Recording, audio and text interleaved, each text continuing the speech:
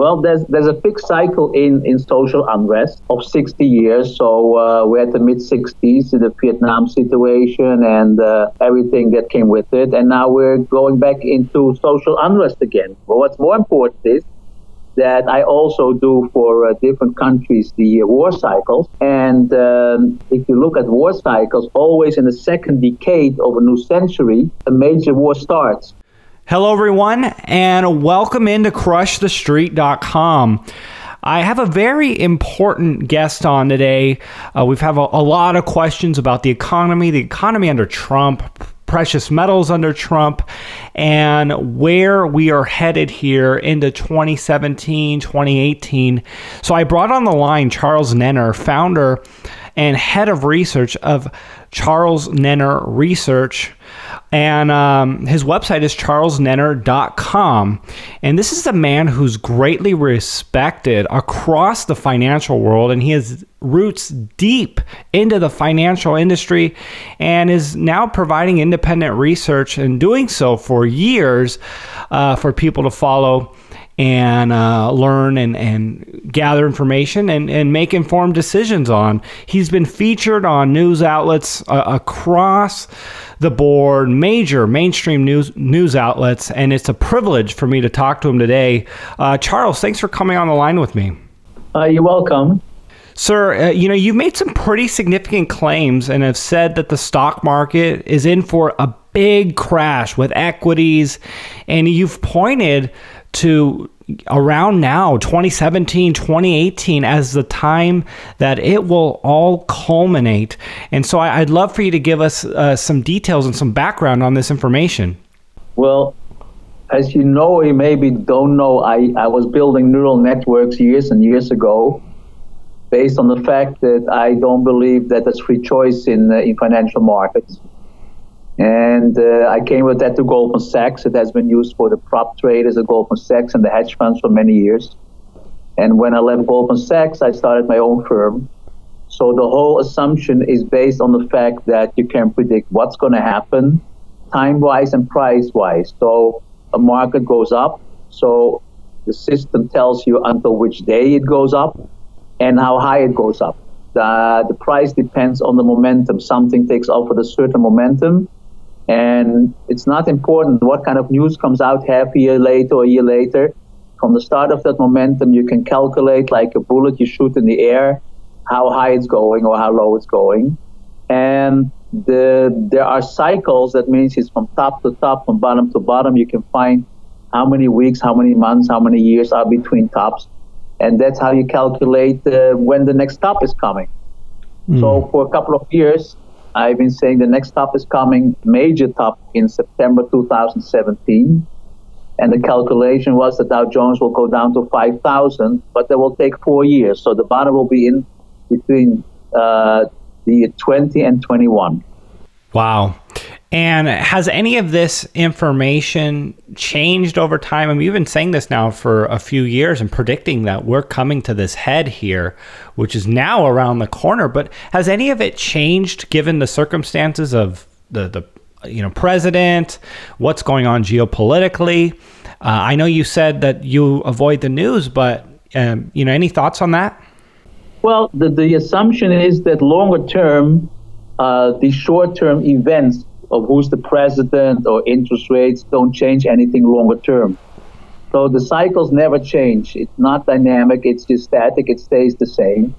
And it doesn't really matter on the short term if something changes or doesn't change. If you look at what I call the super cycle that started 250 years ago, this is the end of the super cycle, which you can feel because even lower interest rates don't really get the economy going anymore.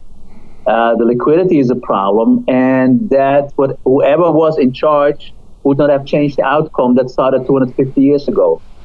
Charles, and when it comes to some of these fundamentals, we have now over 100 million people not working here in the U.S. and completely outside of the labor force or statistically unemployed if you put those numbers together.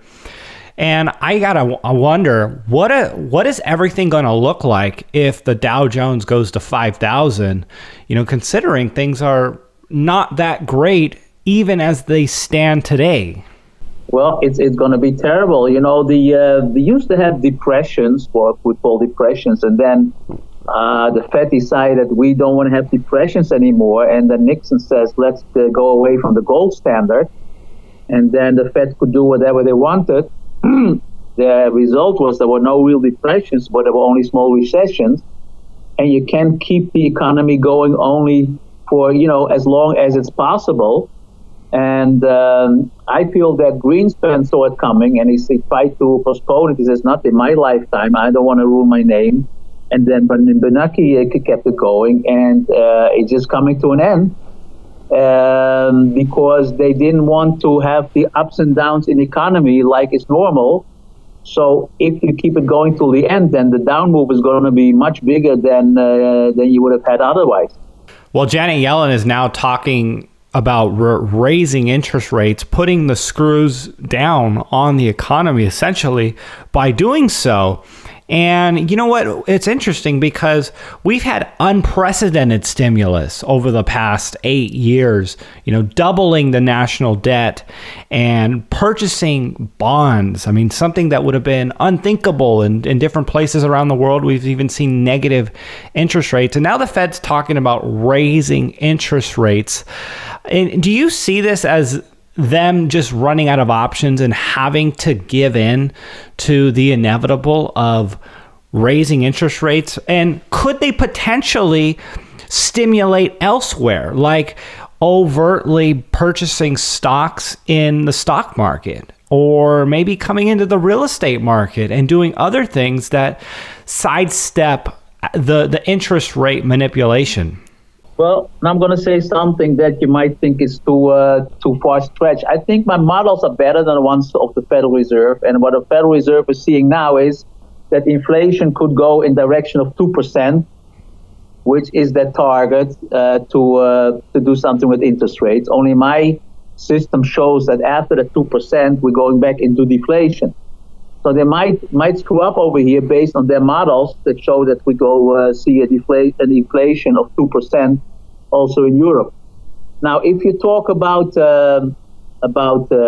measures to keep the stock market going, my system is based on the fact that everything is correct until proven otherwise. Now, what you have here, you have, I think, by now the longest expansion ever in the stock market. You have a business cycle that is already stretched. If you look at the business cycle every time, you know how many years it is. And to say this time is going to be different because we're going to interfere, that's the mistake that everybody always makes. So my system is based on it's not going to be different this time, which for 100% worked since I'm in this business since the mid-'80s. And I remember that new people came to Goldman Sachs, and I was giving classes.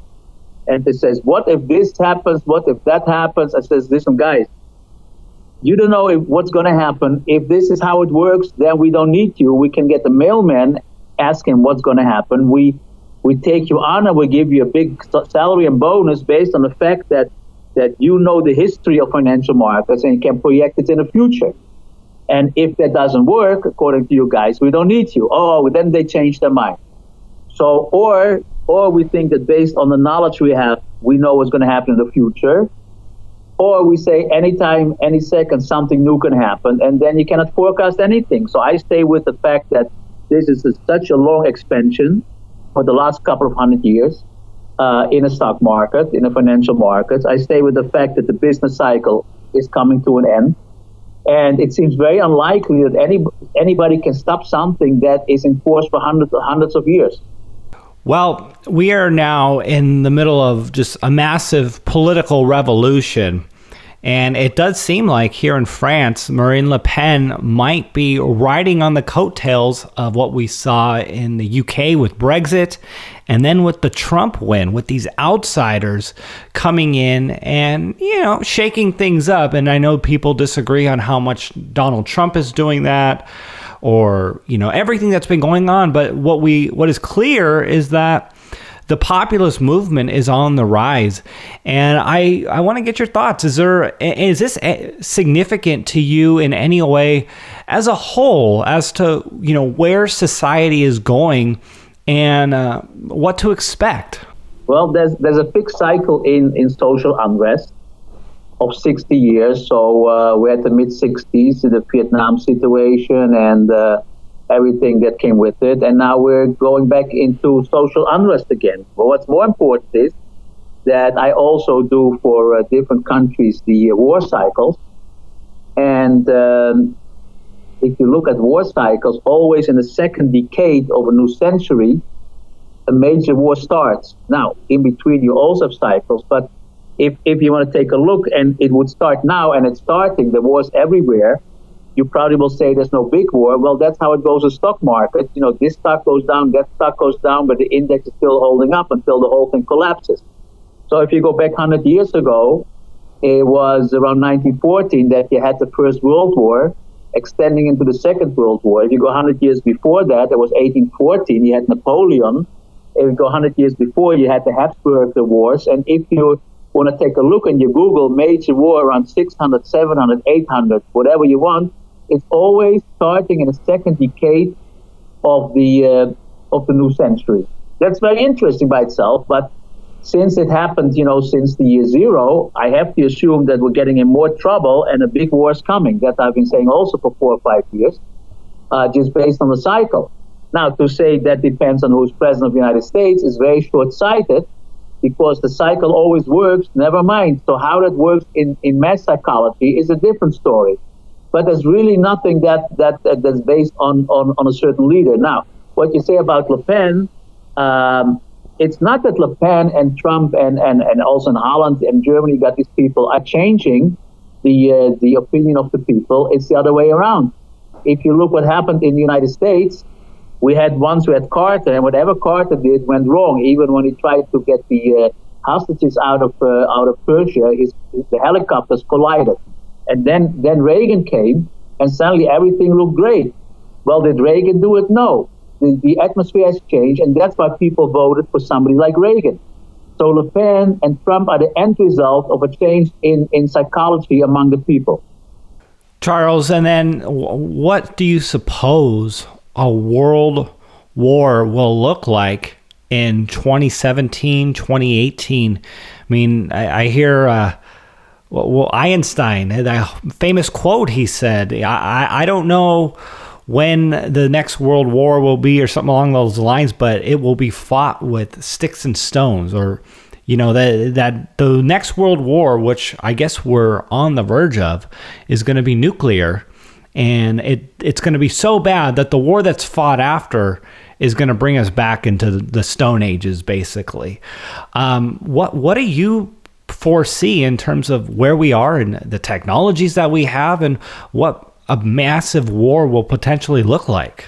Well, I've been saying this a couple of years ago because I saw that the aerospace indices in Japan and Vietnam and China went through the roof, so something is building up over there.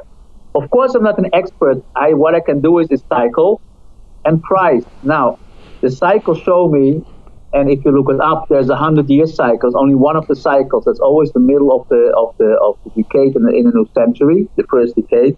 But price-wise, it's not nice to say, but price-wise, vertically, you can put out the number of people dying, and of course, in every war, the people that die is a bigger number than the war before.